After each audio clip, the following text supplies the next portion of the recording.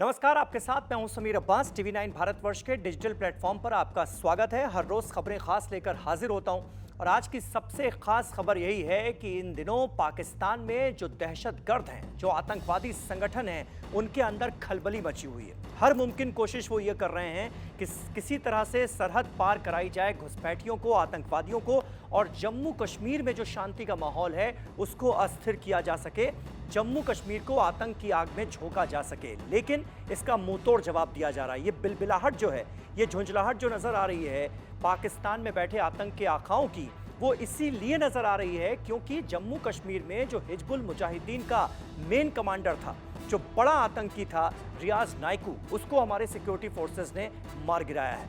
और उसके बाद लगातार आतंकी संगठन किसी बड़ी वारदात को अंजाम देने की फिराक में है। जानकारी यह भी मिली है कि 11 मई की तारीख मुकर्रर की गई है किसी बड़े फिदायीन आतंकी हमले की। लेकिन ये जानकारियां हमारे सिक्योरिटी फोर्सेस को, हमारी इंटेलिजेंस को लग चुकी है और कोई भी आतंकवादी अगर ऐसी हिमाकत करेगा तो उसका माकूल जवाब देने के लिए हमारी सिक्योरिटी फोर्सेस पूरी तरह से तैयार हैं। आप अंदाजा लगाइए, ये रमजान का पाक महीना चल रहा है और पाकिस्तान में यानी सरहद पार जो आतंकी बैठे हैं वो किस तरह से इस्लाम के नाम पर सबसे ज्यादा गैर इस्लामिक काम करते हुए नजर आ रहे हैं और जिहाद के नाम पर जो नौजवान हैं उनको आतंकी बनाने की लगातार कोशिशें चल रही हैं और जम्मू कश्मीर में भी लोगों को भड़काने की कोशिश हो रही है।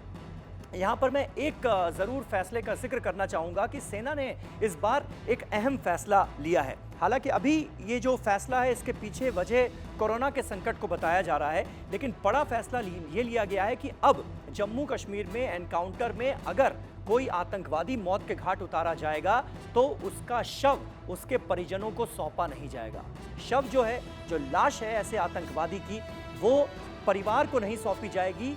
उसका क्रियाकर्म कराने का, सुपुर्दे खाक कराने का जो भी प्रोसेस होगा उसे एडमिनिस्ट्रेशन ही अंजाम देगा। ये एक बहुत बड़ा फैसला लिया गया है। रियाज नाइकू के केस में भी यही हुआ। रियाज नाइकू के परिवार वालों को इसकी सूचना तो दी गई, लेकिन उन्हें रियाज नाइकू का शव नहीं सौंपा गया। हालांकि प्रशासन ने इतनी रहमत जरूर कर दी कि रियाज नाइकू के घर वालों को ये इत्तला कर दी कि रियाज नाइकू का शव सुपुर्दे खाक किया जाने जा रहा है, तो हमने उनको बुला लिया। तो प्रशासन की तरफ से उन लोगों को बुला लिया गया, ये जरूर किया गया, लेकिन शव सौंपा नहीं गया। ये अपने आप में बहुत बड़ा फैसला इसलिए है क्योंकि आमतौर पर हम देखते थे कि जब किसी आतंकवादी का एनकाउंटर होता था तो जब उसका जनाजा निकलता था तो उसमें हजारों की तादाद में लोग इकट्ठा होते थे और माहौल ये बनाने की कोशिश की जाती थी कि देखिए सेना कितना जुल्म कर रही है कश्मीर के नौजवानों पर। महिमा मंडन की कोशिश होती थी ऐसे आतंकवादियों की, ऐसे दहशतगर्दों की। और बहुत सारे, और रियाज नाइकू उसमें से एक था, बहुत सारे आतंकवादियों को यह काम मिला हुआ था कि जब कोई आतंकवादी मर जाए और उसका जनाजा निकले तो कैसे उसमें हजारों की भीड़ जुटानी है और यह साबित करने की कोशिश करनी है कि देखो ये कितना बड़ा हीरो था, ये चला गया। जबकि ये हम सब जानते हैं कि जम्मू कश्मीर में किस तरह से जो आतंकवादी हैं वो भोले भाले लोगों को निशाना बनाते हैं। हंदवाड़ा में भी क्या हुआ? हंदवाड़ा में जम्मू कश्मीर के आम लोगों को बंधक बना लिया था हिजबुल के आतंकियों ने और उसके बाद उन लोगों को, यानी जम्मू कश्मीर की आवाम को, जम्मू कश्मीर के आम सिविलियंस को बचाने के लिए 5 जवानों ने अपनी शहादत दी, लेकिन आंच नहीं आने दी जम्मू कश्मीर के लोगों पर। यह है हमारी सिक्योरिटी फोर्सेस का, हमारी सेना का जज्बा।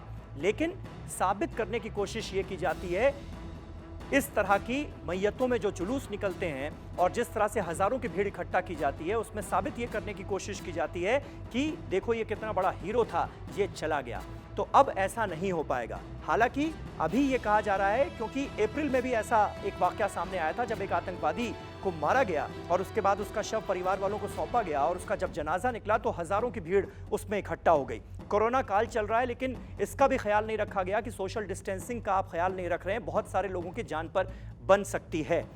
तो उस इंसिडेंट को मद्देनजर रखते हुए ये अब फैसला लिया गया, लेकिन उम्मीद यही की जा रही है कि इस फैसले को आगे भी बढ़ाया जाएगा। कोरोना काल खत्म होने के बाद भी आतंकियों के जो शव हैं वो परिवार वालों को नहीं सौंपे जाएंगे, ताकि उन्हें हीरो बनाने की ये जो कोशिश होती है, इन आतंकवादियों के, इन दहशतगर्दों के महिमा मंडन की कोशिश जो होती है, आतंक के सरपरस्त जो हैं वो इस तरह की कोशिशों का अंजाम देते हैं इसी बहाने, तो ऐसा ना हो सके और अपने आप में ये बहुत स्वागत योग्य कदम है।